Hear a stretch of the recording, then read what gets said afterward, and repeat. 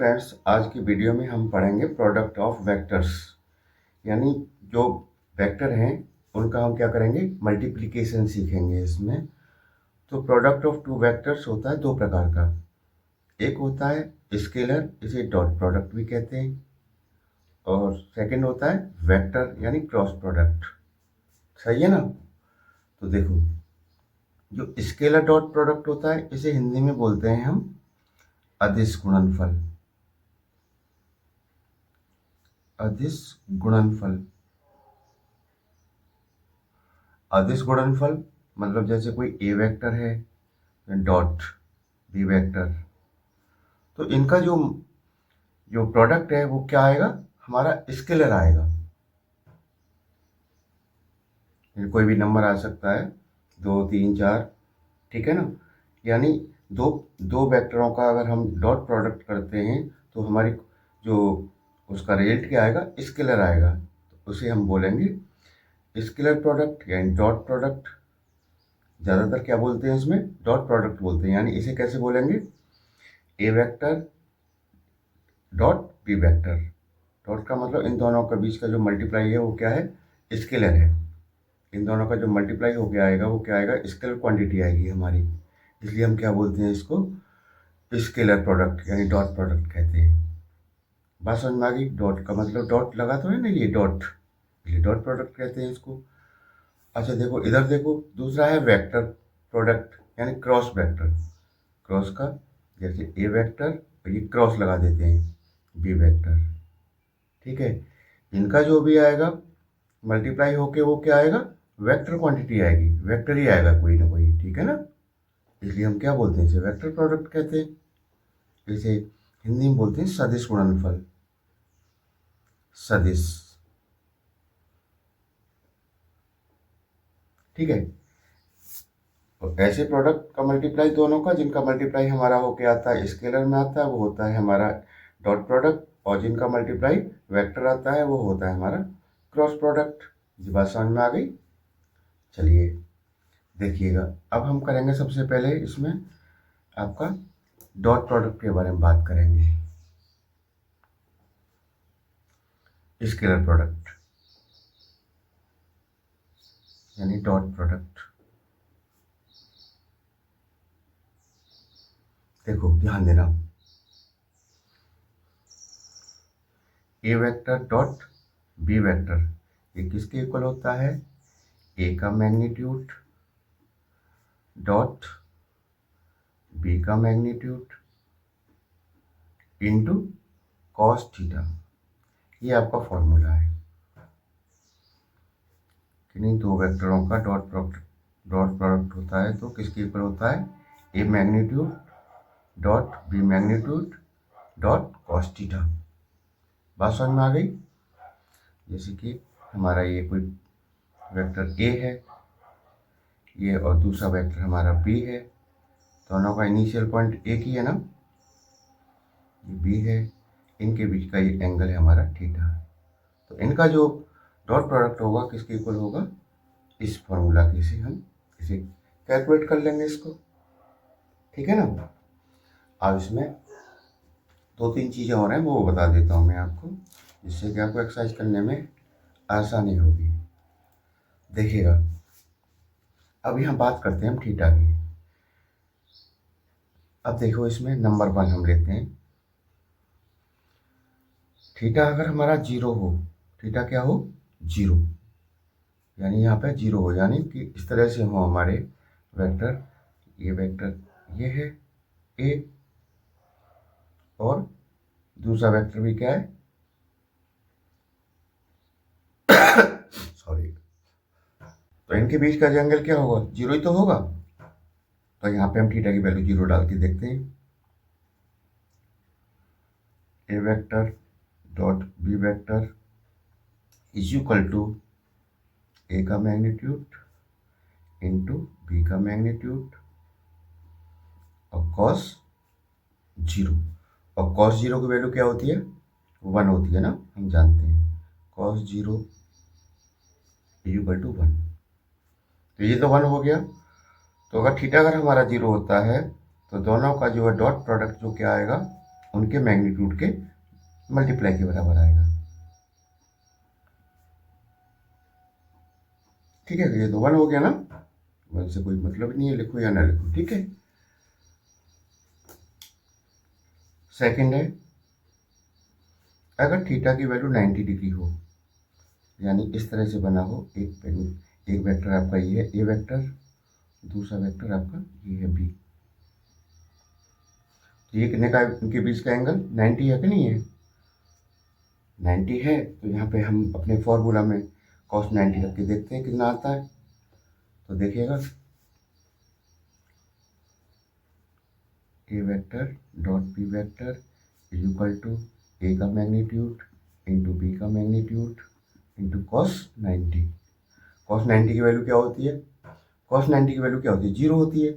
देखो cos 90 is equal to 0, ये आपको पता है अच्छे से, ट्रिग्नोमेट्री टेबल आपने याद की होगी। तो ये 0 होगा तो क्या कर देगा, पूरे को 0 कर देगा ना। तो यदि एंगल की वैल्यू हमारा 90 डिग्री है तो हमारा जो डॉट प्रोडक्ट क्या होता है, 0 के इक्वल रहता है, इक्वल टू 0। कब? जब थीटा की वैल्यू 90 हो। सही है ना। और देखते हैं third condition, theta equal to 180 हो,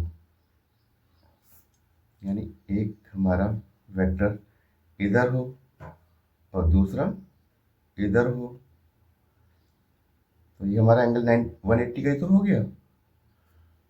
अगर थीटा की वैल्यू 180 है तो हमारा क्या होगा, इनका डॉट प्रोडक्ट दोनों ब्रैकेटों का, दोनों उसका वेक्टर्स का, तो A vector B vector is equal to A का मैग्नीट्यूड इंटू बी का मैग्नीट्यूड इंटू cos 180। और 180 को आप जानते हो, cos 180 इज इक्वल टू होता है -1। सही है ना। तो -1 हो गया, तो बस इसे हम क्या लिख सकते हैं, -1 से क्या हो गया, माइनस आगे ले लेना, माइनस ए का मैग्नीट्यूड इंटू बी का मैग्नीट्यूड।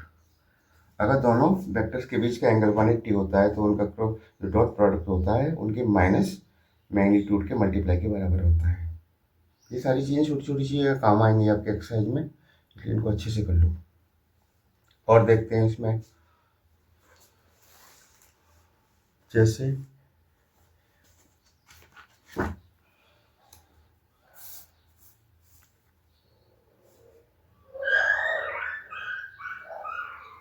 दोनों ही वेक्टर हमारे, ये भी एक वेक्टर है, दूसरा भी ए वेक्टर है, ठीक है ना। अब इनका डॉट प्रोडक्ट क्या होगा,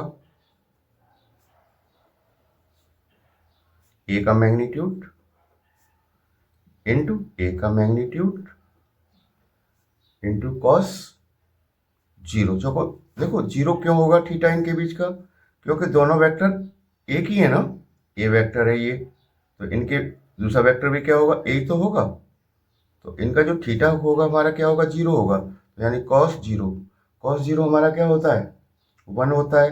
तो यानी इनका जो डॉट प्रोडक्ट क्या आ जाएगा,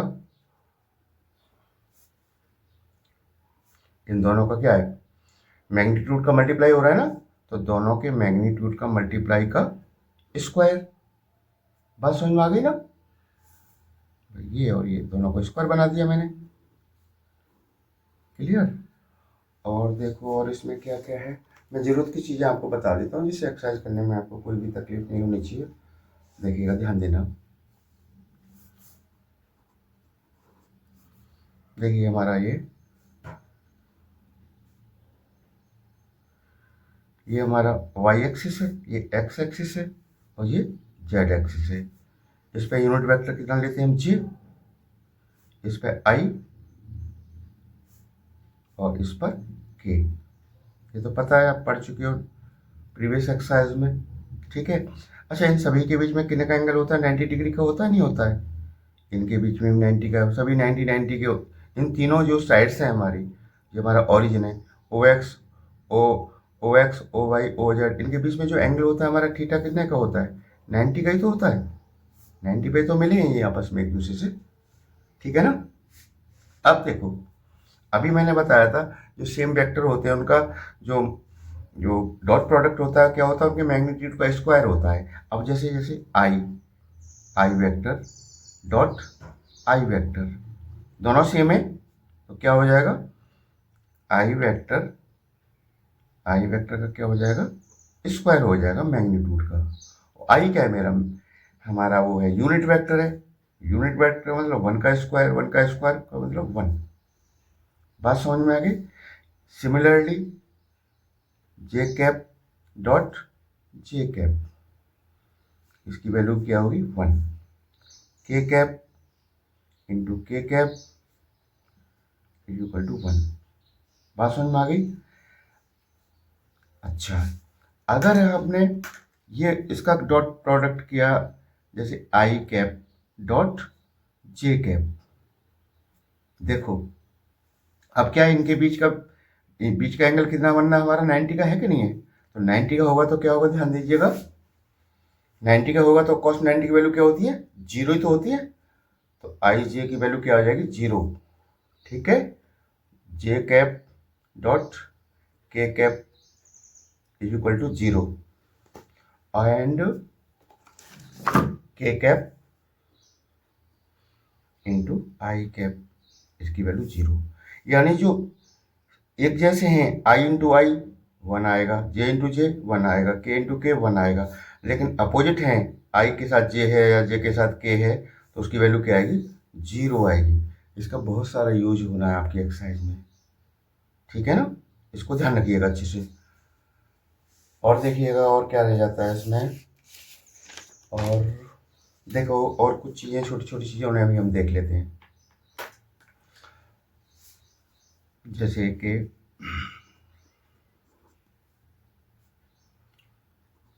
A vector dot B vector, इसे हम लिख सकते हैं B vector dot A vector, क्योंकि हमारा ये देखो सुनो, ये हमारा कैसा है, हमारा डॉट प्रोडक्ट है, यानी इसका क्या आएगा, स्केलर ही तो आएगा। इसका अगर हम डॉट प्रोडक्ट करते हैं तो क्या आएगा, स्केलर आएगा। स्केलर में आगे पीछे कर लें तो कोई दिक्कत नहीं होती है। जैसे 2 इंटू 3 6 आएगा, 3 इंटू 2 करें तब भी 6 आएगा। लेकिन क्रॉस में दिक्कत हो जाएगी। लेकिन डॉट प्रोडक्ट में इसमें हम कॉम्यूटेटिव लॉ को ये फॉलो करता है, ये क्रम विनिमय नियम, यानी इनका ऑर्डर चेंज हो जाए तो कोई फर्क नहीं पड़ता रिजल्ट पर। ठीक, और देखते हैं इसमें और क्या हो सकता है। अच्छा देखिएगा, इसमें थीटा निकालने के लिए बात आएगी तो आपका, मैंने अभी आपको एक फार्मूला बताया था, A vector dot B vector is equal to A का मैग्नीट्यूड इंटू बी का मैग्नीट्यूड कॉस थीटा, ये तो था। तो यहाँ से कॉस थीटा निकाल देना आराम से। Cos theta is equal to क्या होगा, A vector dot B upon A का मैग्नीट्यूड इंटू बी का मैग्नीट्यूड। तो ये हमारा थीटा निकल आएगा यहाँ से, कॉस थीटा। थीटा निकालना हो तो कॉस इनवर्स में कर देना इधर आगे, सही है ना। और क्या है इसमें, और ज़्यादा कोई इसमें खास ये नहीं है, आएंगी तो मैं आपको बता दूंगा। और देख लीजिए, एक छोटा सा है इसमें दे रखा है,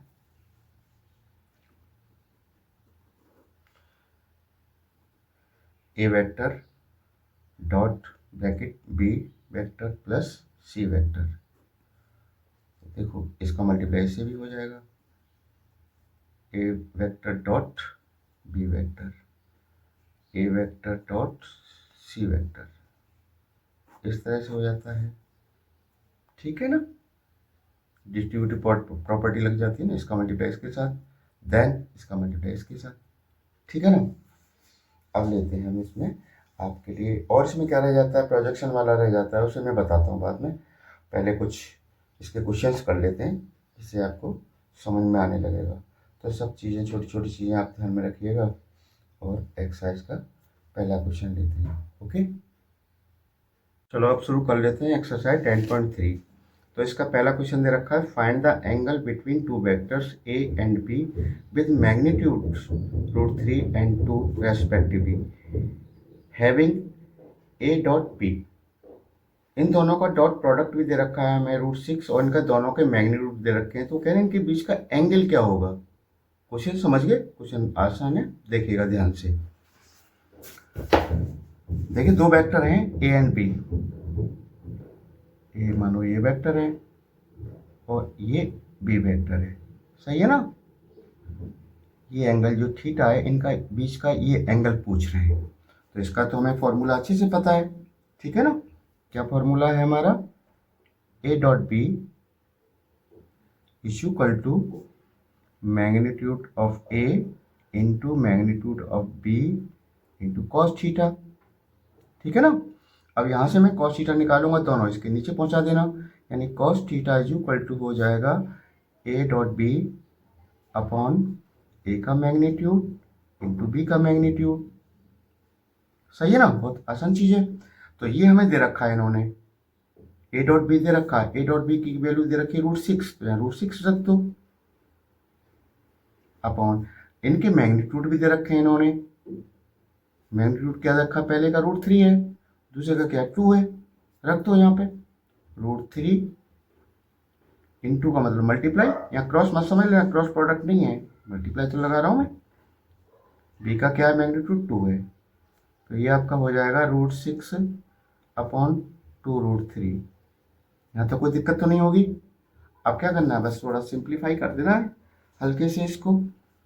तो इसमें एक काम करो, मल्टीप्लाई कर दो इसमें, इन दोनों को एक ही में ले लो। देखो ऐसे करना, मैं बताता हूँ आपको, ये दोनों रूट में ही है ना, तो एक रूट में ले लो इनको, 6/3 एक ही में आ गए, दो तो नीचे है ही है, एक मिनट दो ऐसे मान लो, 3 2 जा, यानी हो जाएगा √2/2, सही है ना।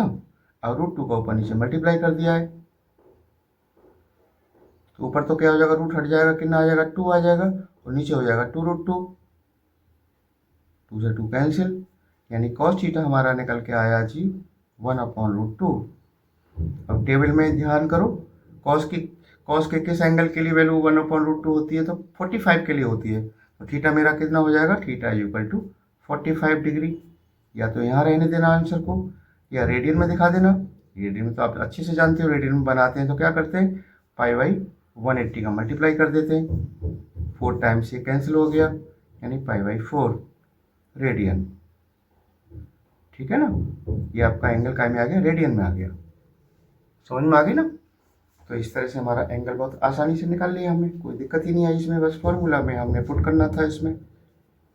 अब देखते हैं सेकंड क्वेश्चन क्या कह रहा है, देखो find the angle between the vectors, ये वेक्टर दे रखे हैं तो इनके बीच का एंगल पूछ रहा है। तो देखो मान ले ये ए वेक्टर है मेरा, i cap -2j cap +3k cap, दूसरे वाले को बी वेक्टर मान लो, 3i कैप -2j कैप और +k कैप, सही है ना। अब इनके बीच का क्या करना है, हमें एंगल पता करना है। तो एंगल का निकालने का फॉर्मूला मैंने अभी इससे पहले वाले क्वेश्चन में किया, वही रहेगा। जैसे देखो यहाँ लिख देता हूँ मैं, A dot B is equal to A का मैग्नीट्यूड इंटू बी का मैग्नीट्यूड इंटू कॉस थीटा। तो यहाँ से कॉस थीटा हम जब निकालेंगे इसको, तो ये दोनों को नीचे पहुँचा देना, ठीक है ना, यानी ए का मैग्नीट्यूड इंटू बी का मैग्नीट्यूड।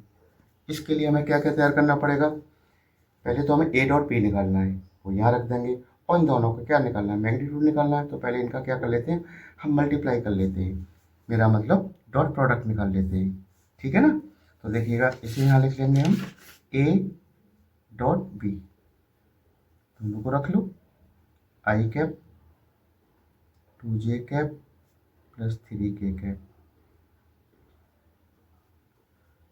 इंटू बी वेक्टर हमारा 3i cap 2j cap +k cap. Clear. अब कैसे करते हैं मल्टीप्लाई, यहाँ थोड़ा आपको ध्यान देना होगा। देखो जब मैं i का i के साथ करूँगा, i इंटू आई मैंने आपको बताया था ना बेसिक में, इससे पहले ध्यान करो, i इंटू आई कैप करेंगे तो इसकी वैल्यू आती है 1, लेकिन i के साथ j है तो इसकी वैल्यू आएगी 0, या j के साथ k है तो इसकी वैल्यू क्या आएगी 0, समझ गए ना। यानी जो सेम होंगे उनकी वैल्यू तो आएगी 1, मल्टीप्लाई करेंगे आपस में, ठीक है ना। और जो अपोजिट होंगे, यानी j के साथ k, k के साथ i, तो क्या हो जाएगी, उनकी वैल्यू 0 आएगी। तो देखो आई का आई के साथ करेंगे तो 1 आ गया, तो 3 तो रहेगा ही रहेगा ना। मेरी बात समझ गए नहीं समझ गए, 3 हो गया। अब आई जब इसके पास जाएगा, ध्यान दो, आई का मल्टीप्लाई जब मैं इससे करूंगा, जे से 0 हो गया, इसे लिखने की जरूरत नहीं है। आई जब इसके पास पहुंचेगा के आई और जे का डॉट प्रोडक्ट क्या होगा, 0 ही तो होगा, तो इसे नहीं लिखना है। अब आया इसका नंबर -2j का, इससे हम करेंगे प्रोडक्ट 3i से, तो क्या होगा, 0 हो जाएगा। जो आई और जे अपोजिट है ना, इनके बीच का एंगल 90 डिग्री है, और जो 90 डिग्री एंगल होता है तो क्या हो जाता है, उनका प्रोडक्ट क्या आता है, 0 आता है। अब देखो इसका इससे करेंगे -2j का -2j से, तो माइनस माइनस पहली बात तो प्लस हो गया, और 2 2 जा 4 हो गया, और j का मल्टीप्लाई j से होगा, डॉट प्रोडक्ट होगा तो क्या आएगा 1 1 की जरूरत ही नहीं है, 4 1 जब 1 तो हो जाता है ना। ठीक है, जब j का k के साथ होगा j 0 हो जाएगा, इसकी जरूरत नहीं है। अब देखो 3 का हो, 3k का जब से करेंगे i और k मिलेंगे 0 कर देंगे, 3k का 2j से करेंगे तो j और k 0 कर देंगे, k का k के साथ करेंगे तो 3, k का k के साथ 1 1 लिखने की जरूरत ही नहीं है। तो आपका आ गया a डॉट p, कितना आ गया, इन्हें प्लस कर दो, 3 3 6 एंड 10 आ गया। एक चीज़ तो आ गई हमारी जिसमें हमें मुझे रखना है, ठीक है ना। इनके मैग्नीट्यूड और निकाल दो, हो जाता है हमारा काम आसान, कोई दिक्कत ही नहीं आएगी। तो मैग्नीट्यूड निकालते हैं हम किसका, ए का। आपको याद करना होगा, थोड़ा सा पीछे जाना होगा, कैसे निकालते थे, इसका कोफिशिएंट x, इसका y, इसका z, तो X square plus Y square plus Z square, तो यहाँ कोफिशिएंट 1 है तो 1 का स्क्वायर 1, एंड -2 का स्क्वायर प्लस 3 का स्क्वायर, कितना हो गया जी, 1 का स्क्वायर 1 और -2 का 4 हो जाएगा, और 3 का 9, कितना हो गया, 10 हो गया, ये भी है ना। देखो सुनो, 10 और 4 14 हो गया ना, √14 आया ये। पी का निकाल दो, बी का मैग्नीट्यूड, बी हमारा कहाँ है, ये रहा, इसका कोफिशिएंट 3 का स्क्वायर प्लस -2 का स्क्वायर प्लस 1 का स्क्वायर, ये कितना हो जाता है 9, इसका 4 और इसका 1, सही है ना। तो ये भी √14 आ गया, दोनों के मैग्नीट्यूड तैयार हो गए मेरे, और दोनों का डॉट प्रोडक्ट तैयार हो गया, इसमें रख दो, आराम से एंगल आ जाएगा हमारा, ठीक है ना। तो देखो cos theta is equal to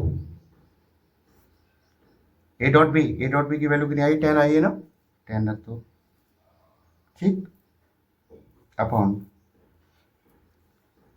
magnitude of ए कितना है, √14 मल्टीप्लाई मैग्नीट्यूड ऑफ बी की मैग्नीट्यूड भी 14 है रूट में, तो ऊपर कितना हो जाएगा 10, नीचे कितना हो जाएगा, रूट हट गया ना, कितना रह गया 14 रह गया, 2 से कैंसिल कर दो, 2 5 जा 2 7 जा, यानी cos थीटा की वैल्यू आ गई 5.7।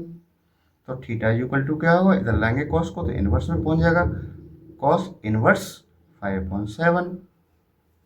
बात समझ में आ गई, नहीं आ गई, cos theta equal to 5.7, then theta equal to cos inverse 5.7, cos को उधर जाएगा तो नीचे तो जाएगा, तो -1 ऊपर, यानी cos इनवर्स कहते हैं इसको। तो इस तरह से आपके ये दोनों क्वेश्चंस हो गए इस वीडियो में, और नेक्स्ट वीडियो में आगे वाले क्वेश्चनों को लेंगे, इसमें मैंने थोड़ा थोड़ा बेसिक बता दिया आपको, ठीक है ना। Okay, thank you.